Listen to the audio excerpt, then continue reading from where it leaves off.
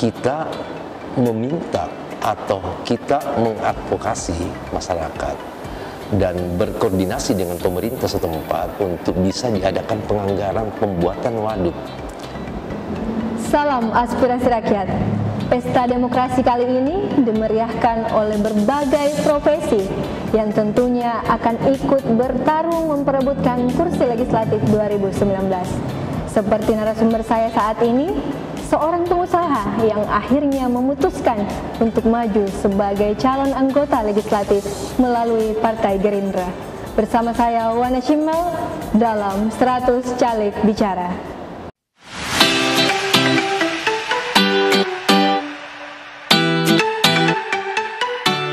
Assalamualaikum Pak. Waalaikumsalam warahmatullahi wabarakatuh. Bagaimana kabarnya hari ini Pak? Alhamdulillah baik. Alhamdulillah. Selain sibuk di partai ini Pak, apa saja sih rutinitas kesehariannya? Ya, saya sehari-harinya sebagai pengusaha warung kopi. Jadi selain mengurus partai, saya banyak berbisnis warung kopi.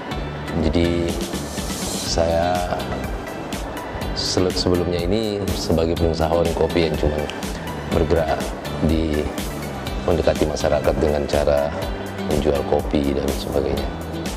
Saya punya warung kopi dulu di DKV Zone di bilangan hair casting, dan sekarang saya lebih banyak aktif ke urusan kepartaian.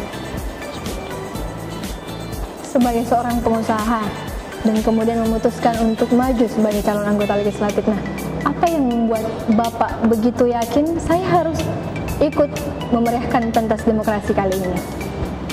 Begini ya, saya melihat pengalaman saya setelah beberapa tahun menjadi pengusaha warung kopi, saya lebih banyak bertemu dengan beberapa orang di situ.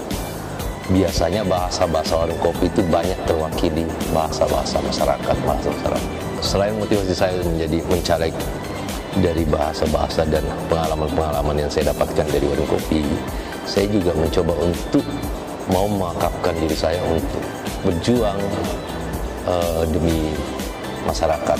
Saya kira melalui Partai Gerindra yang saya anggaplah membuat saya adalah sangat cocok, sangat idealis untuk berjuang bersama-sama membangun Indonesia. Itulah sampai saya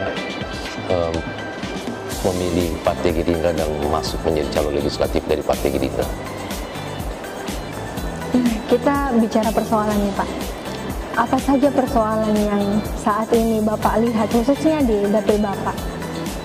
Ya, saya melihat ini banyak sekali memang persoalan, banyak yang belum tercover. Seperti di daerah dapil saya di Maros, Baru, Pangkep, Parepare. Di Maros ini kelihatannya bahwa ketika musim kemarau itu, di sana itu mereka petani-petani banyak yang kekurangan air. Ini menjadi persoalan. Kenapa bisa ada seperti ini? Sementara di Maros itu ada banti murung, ada apa? Nah, harusnya ada program pemerintah untuk bisa mengembangkan, membuat waduk-waduk atau apapun untuk bisa menampung air ketika musim kemarau. Terus kedua, masyarakat sekitar Pangkep dan Maros juga itu banyak yang susah untuk mendapatkan air bersih yang tidak asin. Ini banyak air asin. Ini juga yang harus.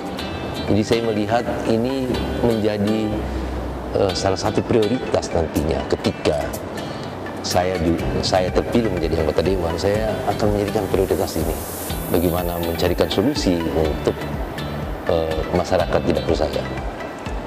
Nah, menurut Bapak apa solusi yang tepat dari persoalan yang telah Bapak jelaskan tadi? Saya kira solusinya begini.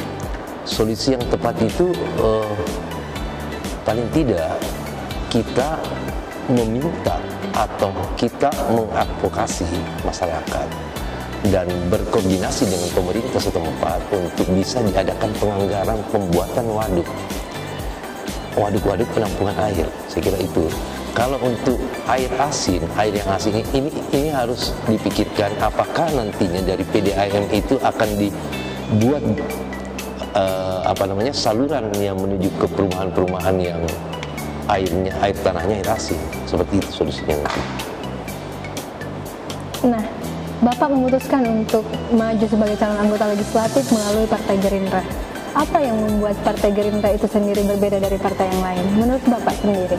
Oh ya, jadi gini, dari beberapa partai yang saya amati dan memang saya melihat Partai Gerindra ini mempunyai platform yang bagus. Partai ini partai yang tidak cuma agama saja, tetapi demokrasi dan sebagainya. Jadi benar-benar partai nasional.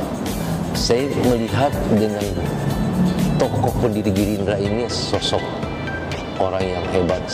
Buat saya akhirnya tertarik untuk masuk ke Gerindra. Dan ternyata di Partai Gerindra ini memang partai yang dimana para pejuang, anak-anak muda dan sebagainya yang mencoba untuk mau membangun bangsa ini melalui jalur kepartaian. Jadi saya akhirnya tertarik dengan Partai Gerindra. Saya merasa bahwa jiwa saya sama dengan Partai Gerindra. Itu yang utama membuat saya untuk tertarik maju di Partai Gerindra. Selain itu,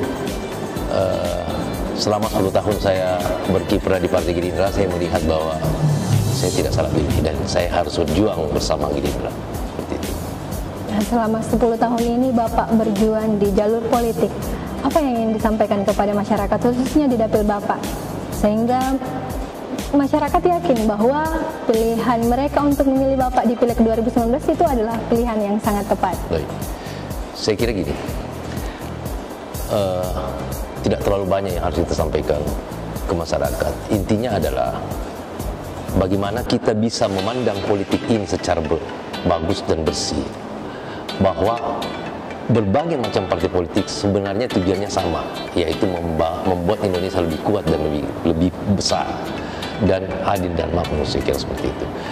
Pesan saya kepada masyarakat, mari kita sama-sama melihat platform partai, mari kita melihat hasil kerja partai-partai itu, dan kita melihat bahwa partai apa yang paling kurang korupsinya di seluruh Indonesia. Itu salah satu yang bisa membuat kita memilih partai itu. Assalamualaikum warahmatullahi wabarakatuh. Bapak-bapak, ibu-ibu, saudara-saudara, adik-adik, pemirsa, saya Didis Abdi Abu Beda, caleg Provinsi Sulawesi Selatan dari Partai Gerindra, nomor urut 6, Dapil 6, Maros Pangkep Baru Parepare.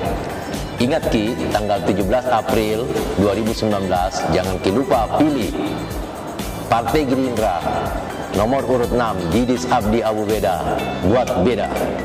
Terima kasih Pak atas waktunya bisa berbincang dengan isu visual pada hari ini. Ya, saya juga berterima kasih karena diberikan kesempatan untuk berbincang isu visual. Kami berharap isu visual bisa menjadi televisi pendidikan politik di Indonesia kelak nantinya. Demikian perbincangan saya dengan Bapak Didis Abdi Abu Beda. Salam aspirasi rakyat. Salam aspirasi rakyat.